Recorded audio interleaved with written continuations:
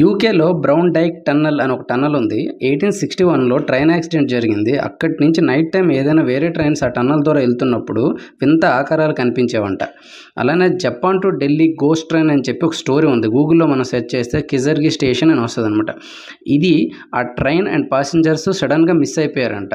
వీటిపై అప్పట్లో గవర్నమెంట్ కూడా రెస్పాన్స్ లేదు. మీరు గూగుల్లో సెర్చ్ చేయొచ్చు. 1910లో ఫ్రాన్స్లో ఒక టన్నల్లో ఇలానే ట్రైన్ యాక్సిడెంట్ అయింది. 500 మంది చనిపోయారు. ఆ తర్వాత 1 year వరకు ఆ టన్నల్ నుంచి వింత శబ్దాలు, అరుపులు వచ్చేవంట. ఇండియాలో కూడా వీరభూమి ఎక్స్ప్రెస్ అని అప్పట్లో మిస్సింగ్ అని చెప్పి వచ్చింది. బట్ దీన్ని కరెక్ట్గా ఇన్ఫర్మేషన్ లేదు. సుల్తాన్పుర ఫైర్ గోస్ట్ ట్రైన్ అని చెప్పి 1984లో ఇండియాలో జరిగింది. ఆ ట్రైన్ యాక్సిడెంట్లో చనిపోయారు చాలామంది. తర్వాత రోజు నుంచి ఎర్లీ మార్నింగ్ 3 o'clock ఒక చీకటి ట్రైన్ చాలా ఫాస్ట్గా స్టేషన్ని క్రాస్ చేయడం అక్కడున్న జనాలు అబ్జర్వ్ చేసేవాళ్ళంట. ఈవెన్ వెస్ట్ బెంగాల్లో కూడా బేగం కోడూర్ రైల్వే స్టేషన్లో 1967లో స్టేషన్ మాస్టరు అనుమానాస్పదంగా చనిపోయారనమాట.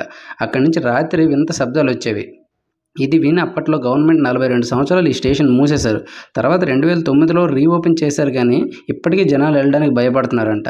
అలానే వెస్ట్ బెంగాల్లో రాయ్గంజ్లో రైల్వే స్టేషన్లో సేమ్ సిచ్యువేషన్, ఒక లేడీ చనిపోయింది. ఈవెన్ జార్ఖండ్లో కూడా. కోల్కతాలో రవీంద్ర సదన్ మెట్రో స్టేషన్లో అయితే సీసీటీవీలో వింత సౌండ్స్ వినిపించాయంట అప్పట్లో. దీనిపైన చాలా సినిమాలు కూడా తీశారు బెంగాల్లో, హిందీలో.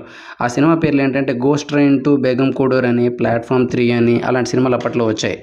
ఇలానే అన్నోన్ ఫ్యాక్ట్స్ కొన్ని ఏంటంటే ట్రైన్ స్టాప్ చేయడానికి 800 meters ముందు నుంచే బ్రేక్స్ అప్లై చేస్తే అనుకున్న ప్లేస్లో ఆగుద్దంట.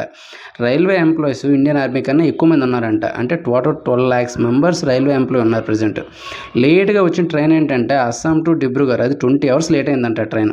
చైనాలో అయితే ఒక ట్రైన్ బిల్డింగ్ మధ్యలోంచి వెళ్తుంది అనమాట. పైన కింద ఫ్లోర్లో ఎంప్లాయీస్ ఆర్ పర్సన్స్ ఉంటారు, బట్ మధ్యలోంచి మాత్రం ఈ ట్రైన్ పాస్ అవుతుంటుంది. ఇండోనేషియాలో అయితే జనాలు ట్రైన్ పైన కూర్చొని వెళ్ళడాన్ని ఒక ఆచారంగా చేసేవాళ్ళంట. ప్రజెంట్ అది కంటిన్యూ అవ్వట్లేదు, బట్ అప్పట్లో అలా ఫాలో అయ్యేవాళ్ళు. ఇలానే మరిన్ని ఇన్ఫర్మేషన్స్ కోసం సబ్స్క్రైబ్ ద ఛానల్.